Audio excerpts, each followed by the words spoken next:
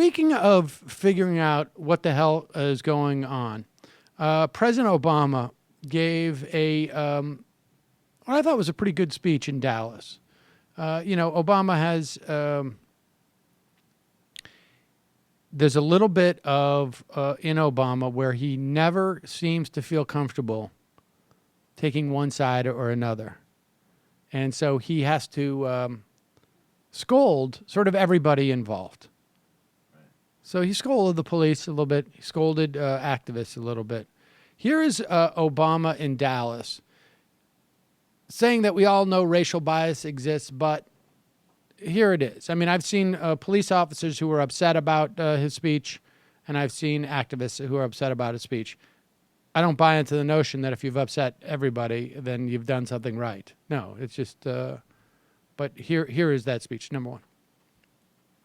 Race relations have improved dramatically in my lifetime. Those who deny it are dishonoring the struggles that helped us achieve that progress. But we know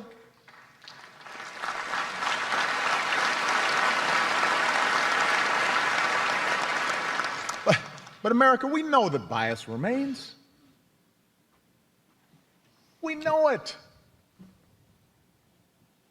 Whether you are black or white or Hispanic or Asian or Native American or of Middle Eastern descent, we have all seen this bigotry in our own lives at some point. We've heard it at times in our own homes. If we're honest, perhaps we've heard prejudice in our own heads and felt it in our own hearts. We know that. And while some suffer far more under racism's burden, some feel to a far greater extent discrimination's sting. Although most of us do our best to guard against it and teach our children better, none of us is entirely innocent. No institution is entirely immune. And that includes our police departments. We know this. And so when African Americans from all walks of life, from different communities across the country, voice a growing despair over what they perceive to be unequal treatment,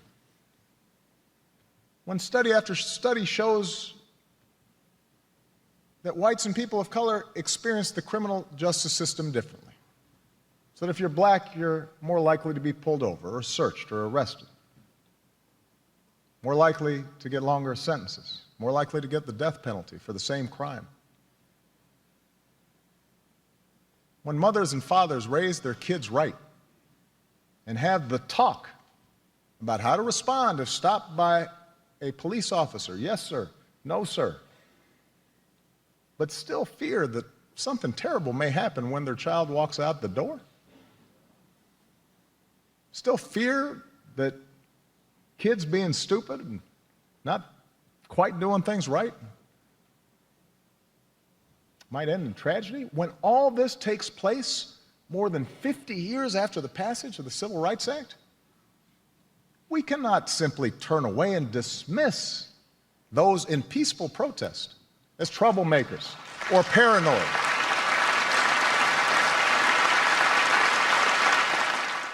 So there you have it. I mean, it's pretty pointed from Obama in that respect. To be sitting in at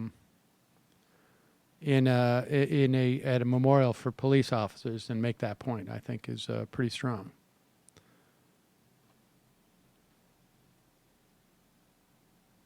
You know, I think there is definitely a quality to Obama that I think we're going to see over the next couple of months. That, you know, particularly after in November, after the election, I imagine where we're going to see him be more explicit about a lot of things. With that said, we have a little bit of a taste of that right now. How explicit do you want me to get, Sam? Well, I mean, just get a sense of like what you're going to be doing after, November 8th or whatever it is. Look, let me be clear. That dear young brother in Dallas, Oh, Jesus. all I'll say is, Wallahu Akbar. He was not Muslim. That's what you think. Oh, I see. This is called a Islamic flag versus a false flag. Islamic flag. We reconstitute, it's not just the nation, but the new Black Panther Party. Oh, I see. Then you build a true, not just a revolutionary movement, a Right. cleansing movement. Cleansing movement. Because you see, academically, it's very fashionable to say race is a construct. It's not. Oh, I see. You were created in a cave by a mad scientist. Me, personally. White people in general. You can't Okay. help your devilish nature. Well, there's So if you sometimes I knew- feel that way. I'm sure you do Yeah, when you're not whining about your teeth. that's right. So, look, let me be clear. Yeah. If you want to have a caliphate in this country, you can have that or you can have white people. You cannot have both. I see. The irony is I'm the ultimate divider. All right. And you realize the amount of pain. It pains me. I have to go and sit in front of those filthy swine at their memorial and say that I respect their jobs. Right. Well, you're going. It's good. That's got to be tough. That's got to be tough. I got to be fair. That's got to be tough. It's brutal. Hello, you. I'm Sam Seder. Looking for smart progressive talk that is occasionally amusing? Well, subscribe to our YouTube feed. Subscribe to our podcast. Like us on Facebook. And just generally enjoy us.